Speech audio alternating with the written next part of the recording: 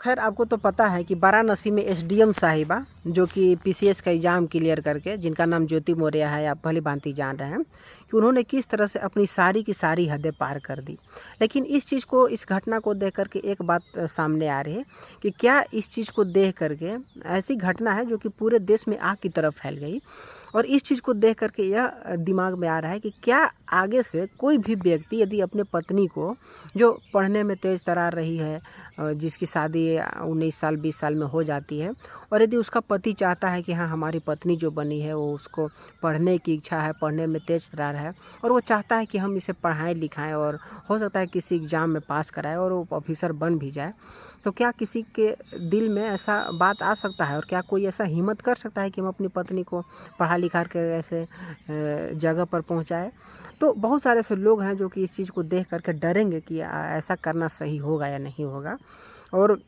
जिस प्रकार से उस महिला के द्वारा, ज्योति मौर्य के द्वारा अपने हस्बैंड पर, और वही हस्बैंड जो दिन रात मेहनत करके सफाई कर्मचारी का काम करते हुए अपने जो खुशी था, अपना जो उसका सपना रहा होगा उसको दूर करके कितना पैसा एकत्रित कर रहा होगा, और किस प्रकार से अपने पत्नी को पढ़ाने के लिए दिन रात मेहनत किया होगा। खैर वो वही व्यक्ति जानता होगा कि हमने किस प्रकार से मेहनत करके अपनी पत्नी को पढ़ाया है। लेकिन जब वही पत्नी जब सफलता की ऊंचाइयों तक पहुंच जाती है, तो जा कर के दूसरे व्यक्ति के साथ नयन लड़ाने लगती है, दूसरे के साथ संबंध बनाने लग जाती है, और उसके साथ सोने तक को तैयार हो जाती है, और सोती भी है। लेकिन उसने कभी नहीं देखा कि जो व्यक्ति हमें इतना ऊंचा जगह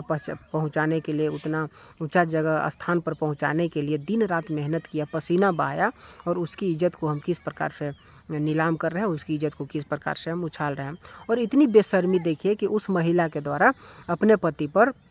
ऐसा इल्ज़ाम लगा रही है कि इसने झूठ बोल कर के हमारे साथ शादी किया था। यार झूठ बोल कर के शादी भी किया होगा तो क्या औकात थी उस लड़की की उस समय? जितना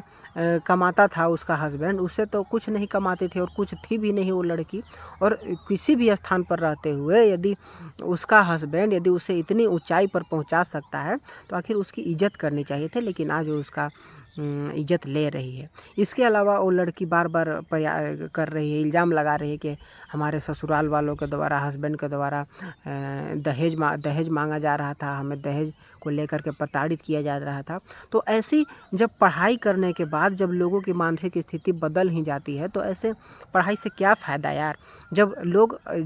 जिसने दिन रात मेहनत करके अपना सारा का सारा इज्जत दांव पर लगा करके हम क्या कर रहे हैं, क्या नहीं कर रहे, कितना मेहनत कर रहे हैं, सारे के सारे अपने सपने को तक खाने में रह करके, जब कोई अपने पत्नी को जब इतनी ऊंचाई तक पहुंचाता है, और वही पत्नी जा करके आगे छिनारों की तरह जब बदल जाती है, तो सोचिए कितनी शर्म की बात है। और उस महिला को, जो कि महिला, आज आप देख रहे हैं कि महिलाओं की कितना इज्जत होती है हमारे देश में, और किस प्रकार से यदि वही महिला रहती और अपने हस्बैंड को इस प्रकार से केस पे, मुकदमे में नहीं फंसाती और उसे नहीं छोड़ती, उसके साथ ज़िंदगी भर आराम से रह सकती थी। लेकिन उसने ऐसा नहीं किया, क्योंकि उसे घमंड हो गया कि आखिर हम इतना पढ़ी लिखी मैं औरत हूँ, और हम इतना कमा रहे हैं, हम ऐसे अधिकारी हैं, तो आखिर हम एक सफाई कर्मचारी के साथ कैसे रह सकते हैं? और अभी ऐसा नहीं कि झाड़ू लगाने वाला व्यक्ति थी, और सफाई कर्मचारी था, जो कि सरकारी नौकरी ही था। लेकिन